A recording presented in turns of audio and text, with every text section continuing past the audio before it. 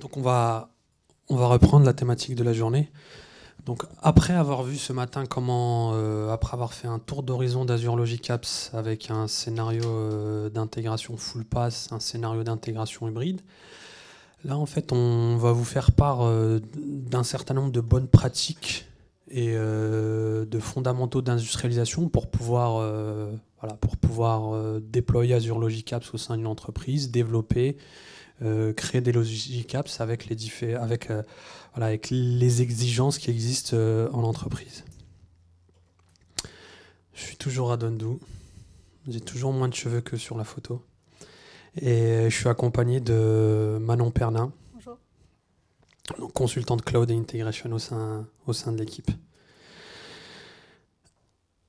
Première chose déjà, avant de vous présenter le plan, c'est que depuis tout à l'heure, on a vu les gars aller sur le portail Azure pour pouvoir paramétrer des Logic Apps, etc. Tout ça. Donc le portail Azure est plus simple en démo, mais sachez que tout ce que on peut faire en termes de paramétrage sur le portail Azure, on peut le faire également dans Visual Studio grâce au designer de templates qui est fourni pour Visual Studio. Donc c'est créer ces Logic Apps dans Visual Studio, voilà, permet d'avoir le code source, permet de le gérer, permet de le déployer, etc. Manon nous montrera comment faire ça. Et puis donc dans Visual Studio, on va avoir la vue graphique designer, mais on va avoir également accès à la vue code, le code JSON que vous avez vu précédemment. Donc voilà, je tenais à le préciser avant de commencer parce que pendant longtemps, Azure Logic Apps, on pouvait créer ces workflows que sur le portail et depuis quelques temps, on peut les créer sur Visual Studio. Donc voilà, je reviens au plan. Donc Logic Apps, avant de commencer, c'est bien de savoir combien ça coûte. Donc on verra combien coûte Logic Apps, on verra comment organiser les environnements et le code pour Logic Apps, les problématiques de continuous integration, continuous développement dans Logic Apps, comment automatiser les builds et les déploiements, et on verra également le monitoring, disponibilité, usage, performance. Très rapidement, combien ça coûte avant de donner la main à Manon. Donc sur Logic Apps, on va être sur une facturation à l'exécution avec comme unité d'œuvre l'action et le trigger. Donc en fait, ce que l'on paye dans Azure Logic Apps, c'est l'action et les triggers exécutés. Si j'ai une Logic Apps qui est déployée, mais qui ne s'exécute pas parce que les actions, l'événement déclencheur fait que ça ne s'exécute pas, on ne paye pas. En fait, on paye sur le trigger et l'action exécutée. Donc, je vous ai juste mis les prix publics en mode pay-as-you-go, c'est-à-dire souscription directe, sans passer par le portail, par un abonnement d'entreprise, parce que je pense que si vous passez par un abonnement d'entreprise, les prix sont beaucoup plus moindres. Donc voilà, à titre d'exemple, hein, sur les 250 000 premières actions, on a, pour ne pas me louper, 7 millièmes d'euros l'action. Donc ensuite, ça décrémente jusqu'à des chiffres que je ne saurais pas dire. Au-dessus de 100 millions d'actions, on a 0,000046. Bref, tout ça est accessible sur le portail Azure et tout ça peut être suivi également. En fait, au niveau de la Logic App, on va pouvoir suivre la consommation au niveau même de la Logic App. Donc au niveau du portail Azure, on a les métriques sur une Logic App que Manon vous montrera. On va pouvoir suivre le nombre d'actions exécutées, le nombre d'actions billable exécutées, etc. Et on va pouvoir calculer une estimation du coût de la Logic Apps. On a déjà des projets sur Logic Apps et avant même de commencer à travailler, souvent le client nous demande combien ça va coûter. Donc grâce à ça, grâce à l'architecture grâce aux besoins plutôt, on est en mesure de donner une estimation sur le coût. Je mets en place une Logic Apps qui va se déclencher toutes les 10 minutes, il y aura tel nombre d'actions, grosse maille, ça va nous faire 200, 300, 400 euros par mois. Toutes les données de billing, toutes les données de facturation, on va pouvoir les exporter. On va pouvoir les exporter pour créer son propre dashboard ou pour pouvoir mettre ça dans Power BI. Second point, comment organiser les environnements et le code source. Je vais laisser Manon prendre le relais. Oui. Je ne sais pas si vous m'entendez bien avec le micro. Bon. Okay. Donc, vous avez choisi Logic Apps, ça vous convient. Vous avez vu le coût, c'est bon pour vous. Avant de commencer à la créer, Avant de commencer même à la déployer dans votre souscription Azure, il va falloir organiser vos souscriptions Azure. Donc là, vous avez plusieurs choix. Soit vous mettez chacun de vos environnements, donc dev, test, prod, peu importe, vous créez une souscription pour chacun de vos environnements. Soit vous choisissez de mettre tous vos environnements dans la même souscription, dans le même abonnement Azure. Vous pouvez aussi faire un mix des deux, par exemple mettre le dev test dans une souscription, la pré-prod prod dans une autre souscription. C'est vous qui choisissez. Par contre, juste sachez qu'il y a des avantages, des inconvénients dans chacune des solutions. Donc, par exemple, si vous choisissez de mettre de séparer les environnements, donc de faire vraiment un abonnement par environnement, du coup, vous aurez une isolation totale des environnements. La gestion des droits sera simplifiée puisque vous allez attribuer les droits vraiment par environnement, sachant que souvent les utilisateurs n'ont pas les mêmes droits en dev qu'en prod. Donc là, vous allez pouvoir affiner les droits. Par contre, au niveau de certaines tâches d'automatisation, ce sera un peu plus complexe parce que, notamment au niveau de PowerShell, on se log avant de pouvoir exécuter des scripts et on se log sur une souscription. Du coup, ce sera un petit peu plus complexe, mais rien d'insurmontable. Par contre, si vous choisissez donc de mettre tous vos environnements dans une même souscription Azure, il va falloir vraiment faire très attention à la nomenclature de vos ressources. Vous allez pouvoir utiliser des tags, on en reparlera tout à l'heure, pour classer vos ressources. Et du coup, il va falloir être très précis pour ne pas vous perdre et pas déployer du dev en prod, etc. Par contre, du coup, vous allez avoir une seule souscription. Donc, à administrer, ça peut être plus simple pour vous. Au niveau de l'automatisation, tout est dans la même souscription. Donc, vous exécutez vos tâches d'automatisation au même endroit. Et par contre, pareil que la nomenclature, il va falloir être très pointu au niveau de la gestion des droits pour bien attribuer les bons droits sur les bons environnements. Et on peut également noter qu'on a une certaine limite de ressources par souscription. Par exemple, on peut déployer tant de ressources de type X, par exemple tant de web apps par environnement, mais souvent c'est un quota purement théorique et du coup il vous suffit d'appeler le support, enfin d'envoyer un mail au support Microsoft et ils peuvent augmenter ce quota. Donc voilà, donc première chose à faire au niveau d'Azure, choisir son organisation. Une fois que vous avez choisi l'organisation que vous voulez au niveau des environnements Azure, il va falloir organiser vos ressources par ressources groupes. Donc, je ne sais pas si tout le monde est familier avec Azure et connaît les ressources groupes. Donc, pour rappel, un ressource groupe, c'est une unité purement logique dans Azure qui vous permet de regrouper ensemble différentes ressources qui fonctionnent ensemble. Nous, on s'est dit qu'un bon regroupement, c'était de regrouper les ressources par unité de déploiement. Donc, ce qu'on déploie en même temps, on va le mettre dans un même ressource groupe. Comme ça, on peut le déployer et on peut le supprimer et on supprime tout le ressource groupe. On n'est pas obligé d'aller supprimer ressource par ressource.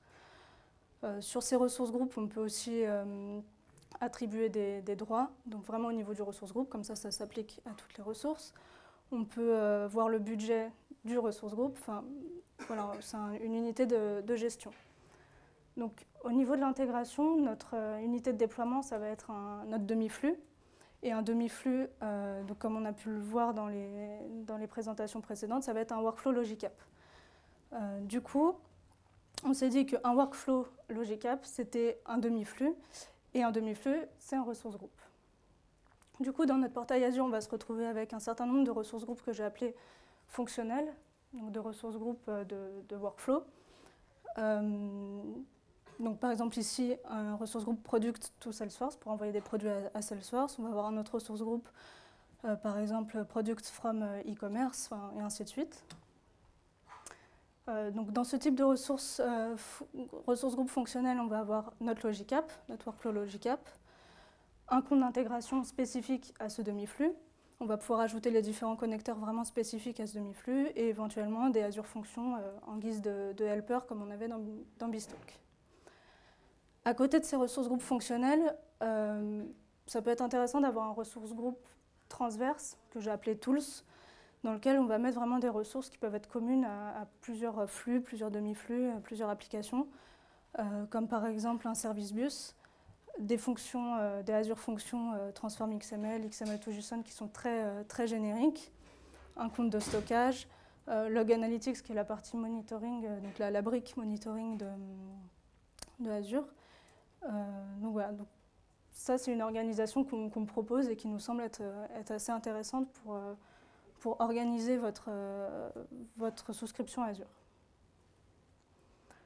Donc là, on a bien organisé notre souscription, enfin nos environnements dans les souscriptions Azure, nos ressources dans les ressources groupes. Maintenant, comment organiser nos ressources Logicap? Là, on fait un focus sur les Logicap. Parce que donc, notre Logicap, c'est comme on l'a vu tout à l'heure, ça va être un demi-flux, mais notre demi-flux fait partie d'un flux d'intégration, voire d'une application. Et comment s'y retrouver si on veut récupérer tous les demi-flux qui font partie de notre flux, tous les demi-flux qui font partie de notre application, ainsi de suite. Donc ce qu'on vous propose, nous, c'est d'utiliser les tags qui sont proposés dans Azure, les tags Azure Resource Manager. Donc là, vous choisissez vraiment, vous ajoutez des tags, c'est un système de clés-valeurs, donc vous mettez la clé que vous voulez, la valeur que vous voulez. Ça s'ajoute facilement, soit au niveau du portail, une fois que la ressource est créée, vous pouvez ajouter facilement le tag, ou au niveau du template, comme on le verra tout à l'heure, dans le JSON, c'est vraiment des champs qu'on ajoute très, très simplement. Et donc, une fois que ces tags sont mis en place, ça va vous permettre de filtrer, donc au niveau du portail, de faire une recherche. Donc là, je ne sais pas si vous voyez sur l'écran, j'ai filtré sur le tag application égale CRM et j'ai deux flux. Donc product to Salesforce qui correspond à la prod et product to Salesforce _ pré-prod qui correspond à ma pré-prod. On retrouve aussi ces tags dans la partie supervision, donc on peut faire des regroupements, des filtres par tag. Donc voilà, au niveau de supervision, que ce soit budgétaire et ainsi de suite, on retrouve ces tags pour filtrer nos ressources. Donc on est à peu près bon, on a un peu organisé toutes les ressources qu'on voulait mettre. Dernière chose, la nomenclature. Je pense que vous en parlez avant de faire des solutions Beanstalk. On s'est dit que l'organisation, la nomenclature qu'on faisait dans Beanstalk était a priori pas trop mal. Donc on a décidé de la décliner version Azure et version Logicap. Donc dans Beanstalk, on avait une solution par application fonctionnelle. On s'est dit qu'on allait faire la même chose. Un dossier par objet métier, pareil. Un sous-dossier par demi-flux, par exemple Product to Salesforce, pareil. Par contre, au niveau des ressources, ça change. Donc sur Beanstalk, on avait un projet Beanstalk pour le processing, donc dans lequel on ajoutait notre orchestration. On avait un projet de type messaging dans lequel on ajoutait nos schémas, nos mappings. Et si besoin, un projet C# dans lequel on mettait des helpers pour avoir des méthodes un peu supplémentaires pour nous aider dans nos orchestrations. Donc, version Logicap, pour le helper, on l'a vu plusieurs fois dans les démos ce matin, on utilise des Azure Functions. Donc aujourd'hui, dans Visual Studio, il n'y a rien de disponible à date. Il n'y a rien de disponible, mais voilà, il y a eu des présentations comme quoi on va avoir effectivement des outils pour créer nos projets Azure Functions et les déployer via Visual Studio. Donc on pourra ajouter ce type de projet qui sera le pendant de notre helper. Pour tout ce qui est schéma, mapping, on a le projet d'intégration, donc comme on l'a vu tout à l'heure, qui nous permet de créer nos schémas et nos mappings qu'on va ajouter dans un compte d'intégration. Donc on verra tout à l'heure comment ça marche. Il faut installer un petit outil dans Visual Studio pour générer des schémas et des mappings, mais c'est exactement la même interface que ce que vous avez dans Beanstalk. Et ensuite un projet Azure Resource Group qui, lui, va se charger vraiment de déployer les ressources dans Azure. Donc on va faire une déclaration de toutes nos ressources, donc la Logicap, mais aussi notre compte d'intégration, les connecteurs. Et c'est le projet Azure Resource Group qui va se charger de déployer le Resource Group avec toutes les ressources dedans, dont notre Logicap. Je ne sais pas si c'est clair. On va passer à une petite démo. Donc, je vais vous montrer déjà une solution qui est prête. Donc, avec l'organisation que je vous ai montrée tout à l'heure, une solution Visual Studio, un dossier d'objet métier, un sous-dossier demi-flux. Et là, alors j'ai pas mis de Azure Functions parce qu'on ne l'a pas encore, mais par contre on a deux projets. Un projet Integration au compte pour créer surtout nos schémas et notre mapping. Et un projet Azure Resource Group dans lequel on va définir notre Logicap. Donc partons d'une solution vide. On veut créer une Logicap. Donc on va créer un nouveau projet, donc un projet Azure Resource Group.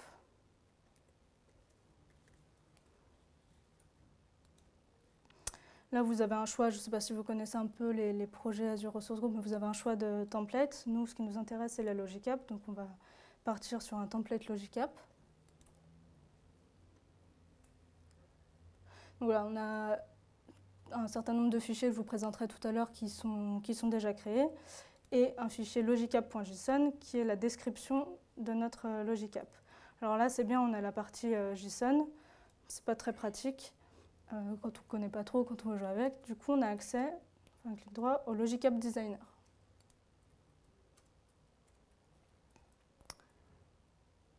Donc, de la même façon que dans le portail, le Logicap Designer, quand vous l'ouvrez pour la première fois que la Logicap est vide, va vous proposer un certain nombre de templates qui sont les mêmes qu'on a dans le portail Azure. Laissez un peu charger. La première fois, il va se connecter à la souscription Azure pour pouvoir, à votre souscription Azure pour pouvoir identifier un certain nombre d'informations. Donc c'est pour ça que ça peut être un peu long. Ensuite, les fois d'avant. Voilà. Donc là, on se connecte à notre souscription. Là, je vais créer un nouveau ressource group dans lequel il va publier un certain nombre d'objets. Mais en Europe.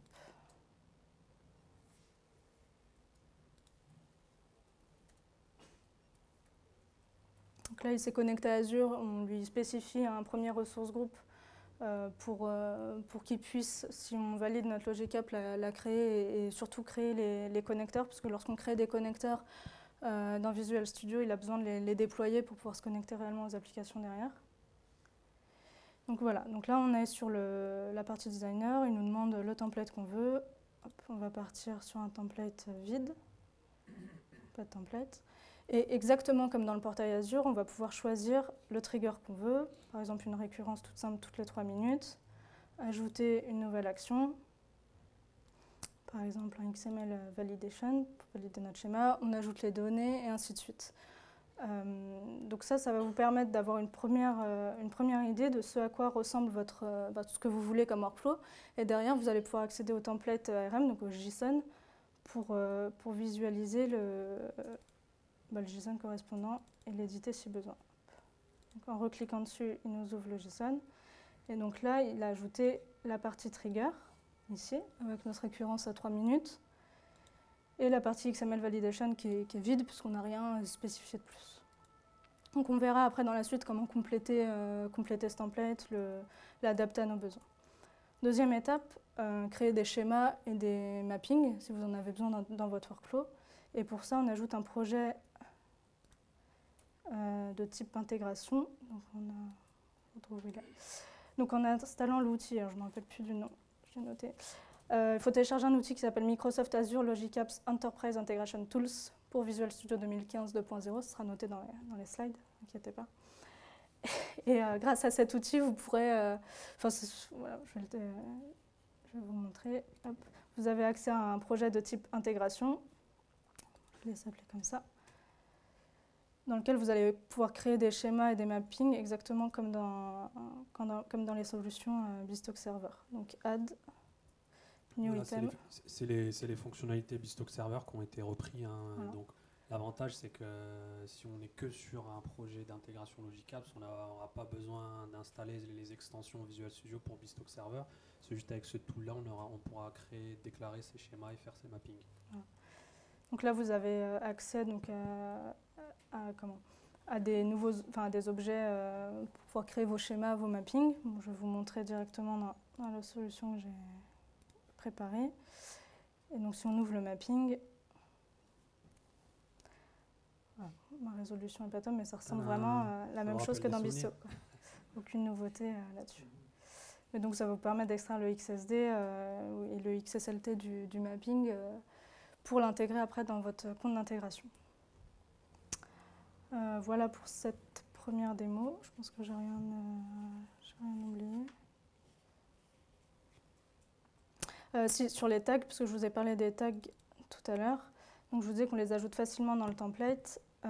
Donc je vous montrerai après le process, mais Hop, là voilà, on a la partie tag, c'est vraiment, on l'ajoute tel quel, bon là j'ai mis des paramètres dont je vous parlerai par la suite, mais on peut mettre une chaîne de connexion en dur, ça s'ajoute très simplement, et après au niveau de votre ressource dans le portail, on peut voir ces tags.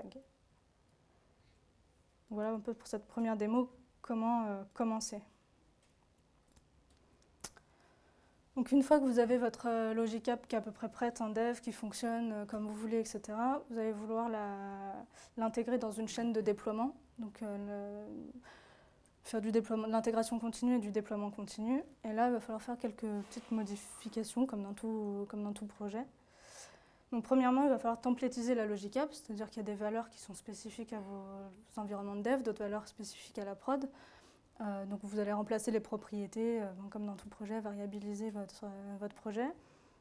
Et pour ça, donc, comme on est sur un projet de type Azure Resource Group, on utilise les templates ARM, donc Azure Resource Manager, pour variabiliser votre projet. Donc vous avez pu apercevoir tout à l'heure, quand j'ai créé le projet de type Azure Resource Group, on avait 3 fichiers, un fichier PowerShell, un fichier JSON Logic App et un fichier logicapp.paramètres.json. Donc en fait, un projet Azure Resource Group est toujours construit de la même manière. Vous avez un PowerShell qui se charge, lui, de créer le Resource Group et de lancer le déploiement. Et ce PowerShell, il se base sur des fichiers JSON. Donc un fichier qui se charge dans lequel vous allez définir la liste de vos ressources Azure que vous voulez déployer. Donc c'est un fichier vraiment purement déclaratif, vous déclarez les ressources que vous voulez. Et à côté, des fichiers de paramètres dans lesquels vous allez mettre la valeur de vos paramètres. Donc, on fait en général donc, un fichier par environnement, un fichier pour le dev, un fichier pour le test, la prod et ainsi de suite, dans lequel on va mettre les valeurs spécifiques à chacun de vos environnements. Et donc, le déploiement d'un ressource group et l'exécution le déploiement de ce type de projet est idempotent, c'est-à-dire que si vos ressources existent déjà, il ne va pas les construire à côté, il va vérifier la configuration, vérifier si la ressource existe déjà ou non, et modifier la configuration si besoin. Et si la ressource est déjà présente et bien configurée, il passe à l'étape suivante. Et voilà. Donc ça, c'est la première étape, bien templétiser votre projet. Deuxième étape, vous pouvez utiliser VSTS. Donc, je ne sais pas si tout le monde connaît, c'est la version SaaS de TFS. Vous allez pouvoir l'utiliser pour stocker votre code source, pour créer des builds, créer des releases, gérer les tâches, les bugs, vraiment faire la gestion de votre projet de dev dans cet outil. Et pour notre solution d'intégration, on a mis le code source sous Git. Ensuite, on va faire un build de notre solution. Donc, c'est un build d'une solution Visual Studio tout simple, parce qu'il n'y a pas vraiment de build en fait, sur les templates, juste pour pouvoir publier après les ressources. Et derrière, on va faire une release de type Azure Resource Group Deployment, donc qui lui est basé sur un template ARM. Donc, ce type de release est proposé dans VSTS, mais sachez qu'il est aussi disponible dans d'autres outils de déploiement, notamment Octopus. J'ai pu le tester sur Octopus, ça fonctionne très bien également. Donc, petite démo sur cette partie. Donc, déjà, on va parler des paramètres dans votre projet. Donc, reprenons nos tags, nos 3 tags. Donc, on considère que notre Logic App, notre workflow, notre demi-flux sera toujours un demi-flux de l'application CRM. Donc, lui, on peut le laisser en dur, pas de souci. Par contre, au niveau de l'environnement, ça va changer. Forcément selon l'environnement dans lequel on le déploie. Donc, on va variabiliser cette valeur. Donc là, on a un paramètre. Et dans le template JSON, vous avez une petite vue ici également, on va déclarer un paramètre ce qu'on appelle environnement, et qu'on retrouve en haut, dans lequel on va dire que cette variable, c'est une variable de type chaîne de caractères qui doit avoir une longueur de minimum 1, et ainsi de suite. Donc on va déclarer comme ça tous nos paramètres, et ensuite dans nos fichiers de paramètres, on va donner la valeur. Donc pour la pré-prod, l'environnement c'est pré-prod, on va changer aussi le nom du compte d'intégration, et ainsi de suite. Et donc on va pouvoir mettre des connection strings différentes selon nos environnements. Donc voilà pour l'aperçu. Donc ça c'est vraiment au niveau du fonctionnement du ressource group, c'est valable pour les workflows Logic App, mais pour toutes les ressources Azure. Et ensuite, comme c'est un projet de type Azure Resource Group, on peut donc faire une build et une release sous VSTS, comme je vous disais tout à l'heure. Donc, dans VSTS, donc j'ai... Ouais. C'est mieux là? Non? Encore un peu?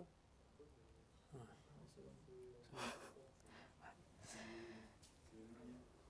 C'est plus la lumière. Okay. Donc comme je vous disais, j'ai ajouté mon code dans un repo Git. Donc comme ça, vous pouvez committer tout votre code dans VSTS dans un repo Git. Et sur ce repo, j'ai pu créer une build dans VSTS. Donc je vous montre ça tout de suite.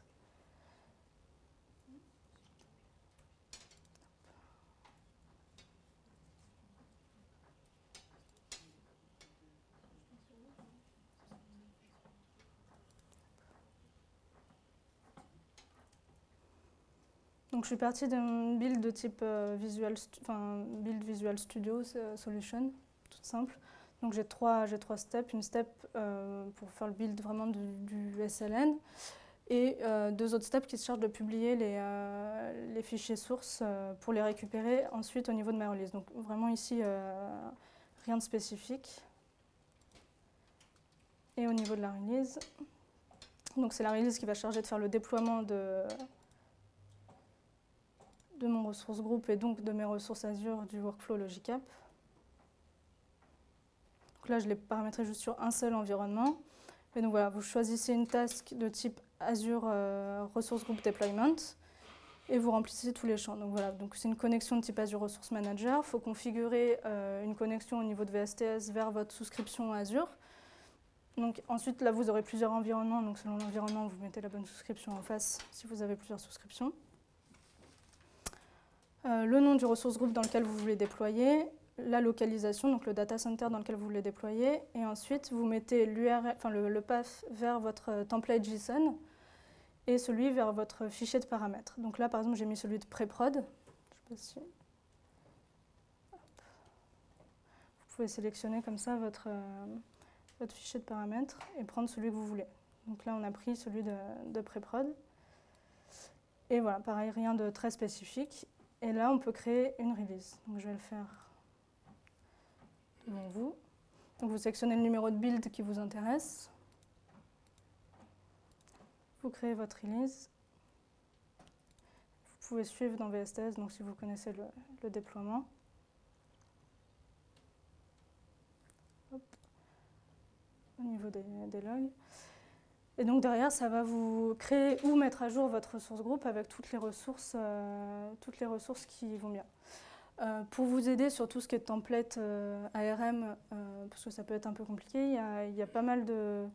Enfin, il y a un GitHub Azure sur lequel vous avez plein d'exemples de templates Azure Resource Manager et donc un certain nombre sur les Logicap. Donc n'hésitez pas à aller les consulter pour vous familiariser avec la structure des fichiers. Donc voilà pour la partie intégration continue et déploiement. Et ensuite, une fois que tout est déployé, que tous vos environnements sont déployés, vous allez vouloir les superviser, donc suivre l'exécution de vos Logicap. Donc, comme disait Radouane, on va suivre le monitoring de nos workflows Logicap au niveau aussi bien de la disponibilité, de la performance et de l'usage. Donc, au niveau de la disponibilité, vous avez un certain nombre de choses qui est proposé déjà directement dans le portail, pas besoin de réinventer ce qui existe. On l'a vu tout à l'heure, il y a pas mal de vues déjà disponibles. Donc, l'historique des déclenchements, est-ce que les triggers se sont bien lancés ou pas? Après, ils peuvent s'être lancés, mais s'il n'y a rien, s'il n'y a pas de données, ça s'arrêtera là. Et ensuite, voir les vraies exécutions, donc vraiment les exécutions de tous vos workflows, ceux qui ont bien démarré, est-ce qu'ils se sont bien terminés ou pas. Ensuite, toujours dans le portail Azure, vous avez une partie métrique avec toutes les données de performance, donc durée des exécutions, durée de chaque action, également le nombre d'actions facturables dont on a parlé tout à l'heure, enfin, vous avez un certain nombre de métriques. Et enfin, pour la partie usage, vous avez la possibilité de rajouter vos sondes et donc de remonter des données très business au niveau monitoring. Donc, je vais vous montrer dans la démo de monitoring comment, dans le template, on ajoute une tracked properties. C'est assez simple, c'est vraiment un champ dans le JSON à ajouter. Et ça va vous permettre de suivre vos données métiers, par exemple l'ID d'un fichier de commande, et ainsi de suite. Ces données métiers, vous pourrez les récupérer en activant les diagnostic logs. Et on verra tout à l'heure dans la démo où vous pouvez envoyer ces diagnostic logs. Ainsi que les données de disponibilité de performance native. Tout ce qui est suivi et historique, tout ce qui est disponibilité, tout ça c'est présenté sur le portail Azure, mais vous pouvez récupérer toutes ces informations-là et les présenter sur un autre portail que va vous présenter justement Manon juste après. Donc, on en parle maintenant donc de OMS, Operation Management Suite. Je ne sais pas si vous connaissez déjà. Donc, c'est un portail de supervision transverse pour vos briques Azure et aussi pour vos VM on-premise. Donc, dans OMS, vous allez pouvoir remonter vos données si vous activez le diagnostic log et vous activez l'envoi des données de supervision vers OMS. Vous allez pouvoir récupérer toutes vos données de supervision de votre workflow et de vos workflows Logic App.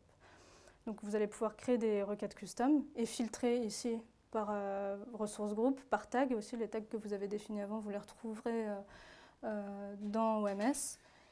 Et donc, vous allez pouvoir créer vos propres dashboards, vos propres courbes, et donc votre dashboard de supervision transverse grâce à cet outil. Voilà, grâce à les tracked properties et ce portail OMS, vous allez pouvoir simplement, croyez-moi, c'est beaucoup plus simple qu'avec le BAM on-premise, simplement mettre en place votre monitoring, que ce soit business ou applicatif, en temps réel. Collecte de l'information vers les tracked properties et présentation de l'information de manière simple et simplifiée via le portail OMS. D'ailleurs, ce matin, on vous présentait les templates Logic Apps fournis par Microsoft pour pouvoir faire de l'EDI et du B2B.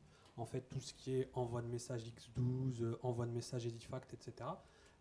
L'équipe Corp Microsoft est allée plus loin. En fait, elle fournit les templates pour pouvoir faire des échanges EDI. Elle fournit également le portail B2B qui permet de monitorer ces échanges B2B. Et comment elle a fait pour pouvoir fournir ce portail de monitoring B2B? Elle n'a ni plus ni moins utilisé ce que Manon vient de vous présenter. C'est-à-dire que dans les templates Logic Apps, ils ont mis en place des tracked properties, ils ont activé le log analytics et ils ont paramétré des vues dans le portail OMS. Donc très facilement, contrairement à une ancienne façon de faire on-premise, on peut avoir de l'insight applicatif et fonctionnel sur ces échanges.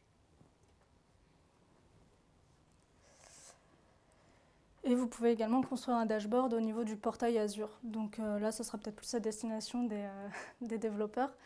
Et vous pouvez, donc là, j'ai construit un dashboard custom avec de la dispo, la perf et l'usage. Et aussi des petits liens pour aller plus rapidement vers vos Logic Apps. Mais je vais vous montrer tout ça dans la partie démo. Donc déjà, ce qui existe, je reviens du coup sur ma release qui s'est bien terminée. Et donc on a bien notre ressource group pré-prod qui a été créée. On verra ensuite. Donc dans le portail, si je vais sur mon workflow Logic App de prod, que j'ai appelé de prod, j'ai lancé tout à l'heure des exécutions, j'ai déposé des fichiers, je peux en déposer des fichiers avec une liste de produits. Donc ça passe par un service bus que mon Logic App va récupérer.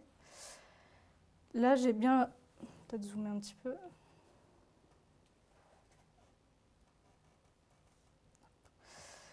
Donc j'ai bien l'historique de toutes les exécutions qui se sont passées, donc celle de 13h33, on va voir ensuite les nouvelles. Et là, l'historique des triggers, donc les derniers qui se sont bien exécutés, mais qui ont été... il ne s'est rien passé parce qu'il n'y avait pas de données dans le service bus. Donc on a déjà cette vue-là qui nous permet de savoir si notre Logic App fonctionne bien ou pas. Ensuite, vous avez la partie, toujours au niveau du workflow Logic App, ici une partie monitoring, où vous allez pouvoir définir des alertes, faire de la recherche de logs, etc. Mais une partie donc là, qui nous intéresse, métrique, pour récupérer vos données de performance.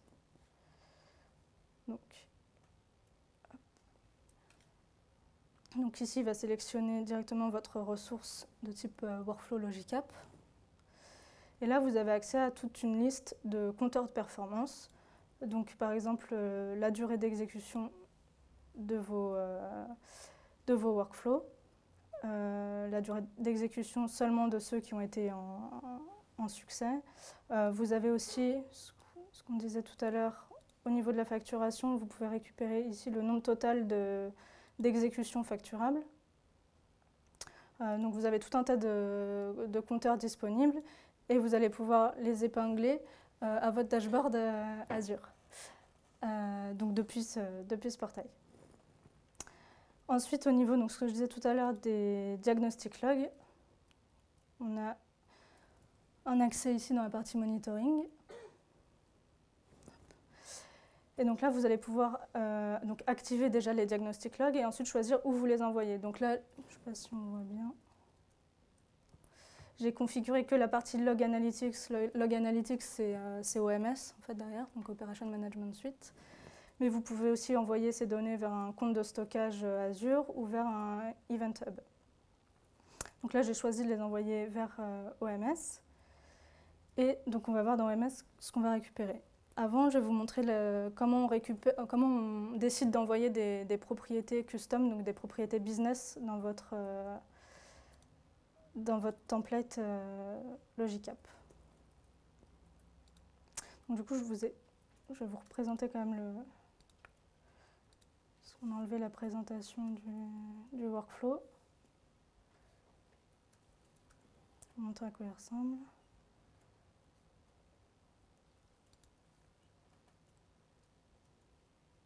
Donc, je vous ai dit qu'on recevait des messages par un service bus, un topic. Donc on a créé une souscription, on reçoit les messages qui arrivent dans la souscription. Ensuite, on exécute une validation XML pour voir si notre schéma est bien si notre message est bien au bon format. Si jamais il ne l'est pas, on envoie un message d'erreur dans une queue de service bus dédiée aux erreurs qu'on va traiter par la suite. Si le schéma est si le message est au bon format, on va exécuter une transformation, un mapping, donc le mapping qui est dans notre compte d'intégration. Ensuite, on aura sorti un XML. Nous, on veut un JSON, donc on appelle une Azure Function qui fait la transformation XML to JSON. Et là, on aura donc dans nos JSON une liste de produits. Et pour chaque produit, donc on fait une boucle, et pour chaque produit, on crée notre produit dans Salesforce. Donc, en cas d'erreur au niveau de la XML validation, on veut quand même pouvoir récupérer l'ID du message pour pouvoir voir lequel a planté dans notre dashboard. Du coup, c'est vraiment au niveau de cette step qu'on va lui dire d'envoyer l'ID, donc notre custom properties, dans le template ARM. Donc, je reviens sur mon JSON. Donc, vous avez cette partie-là qui peut vous aider à naviguer. Là, on va au niveau du workflow Logicap. Et vous avez les différentes steps. Donc, la première action, XML validation. Je lui ajoute une partie tracked properties où je veux mon product list ID, donc l'ID de mon message dans lequel j'ai une liste de produits. Comme c'est un XML, j'utilise la fonction XPath. Donc Radwan, vous avez parlé des différentes fonctions qui sont disponibles dans les workflows Logicap. Et je vais chercher mon champ Product List ID pour le récupérer. Donc tout ça va remonter dans les diagnostic logs et donc dans OMS puisqu'on a activé l'envoi vers OMS. Donc voilà le portail Microsoft Operation Management Suite, donc OMS. Je me suis créé une vue, peut-être rafraîchir. Je me suis créé une vue, donc on peut se créer des dashboards custom. Donc moi j'en ai créé un pour avoir les données de mes Logicap qui remontent. Donc au niveau de la page d'accueil, vous avez accès à des tuiles donc, custom. Donc celle-ci que j'ai créée avec un donut qui nous montre le nombre d'exécutions en succès et le nombre d'exécutions en erreur. Non. Pas un camembert. Et quand on clique, on a un petit peu plus de détails sur... là, j'ai mis des données de performance avec la durée d'exécution de mes différents workflows, la durée d'exécution de ceux qui sont en succès seulement, la durée d'exécution des triggers et ainsi de suite. Et là, j'ai un tableau où j'ai décidé d'afficher le nombre d'exécutions en succès et ceux en erreur. Et là, je récupère la liste des ID qui sont des product list ID qui sont en erreur. Donc on voit bien que la track properties a bien été remontée au niveau du dashboard OMS. Et comme ça, je vais pouvoir savoir quel message particulièrement est en erreur. Et comme vous avez toutes les remontées dans le portail, vous pouvez créer vos propres dashboards en fonction de ce qui vous intéresse et des dashboards même très métiers. Et donc du coup, dernière étape. Si vous voulez créer un dashboard maintenant dans le portail Azure, plus à destination du coup des développeurs qui vont utiliser le portail Azure, vous pouvez aussi aux différents endroits, comme on l'a vu tout à l'heure ici, épingler vos différentes briques dans votre portail Azure. Et vous pouvez également récupérer ce que vous avez construit dans OMS au niveau du portail Azure. Donc dans la partie Log Search, vous avez accès à votre compte OMS.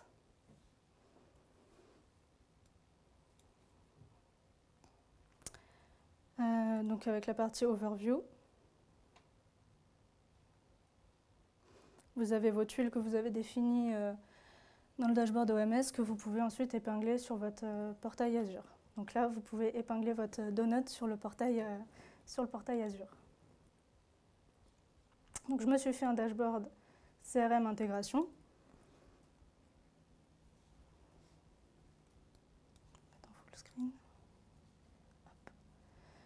Dans lequel j'ai repris les trois parties, disponibilité, performance, usage.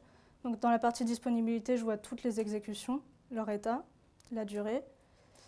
Je vois des courbes de performance sur la durée d'exécution des workflows Logic App et le donut qui me donne donc le nombre d'exécutions totales et celles en succès et celles en erreur. Et je me suis ajouté aussi des liens pour accéder directement à mon workflow Logic App. Donc ça peut être la page d'accueil vraiment de votre portail quand vous vous connectez le matin. Et si vous voulez accéder à votre workflow Logic App, vous pouvez vous mettre des petits liens et vous accédez directement à votre ressource. Donc voilà à peu près pour le monitoring, un tour d'horizon de ce qui est proposé aujourd'hui dans le portail. Merci. Donc voilà, pour conclure, on a fait un tour d'horizon en fait de ce qu'on peut faire pour pouvoir industrialiser une pratique de développement Logic Apps. Donc on a vu les bonnes pratiques de structuration, d'organisation du code source. On a vu comment on pouvait automatiser des builds et des déploiements via Visual Studio Team Services. On a vu comment on pouvait facilement mettre en place un premier niveau de monitoring de la disponibilité, de l'usage et de la performance. Voilà. Aujourd'hui, tous les outils pour pouvoir instrumenter, industrialiser Logic Apps sont disponibles, donc ce qui est plutôt une bonne nouvelle.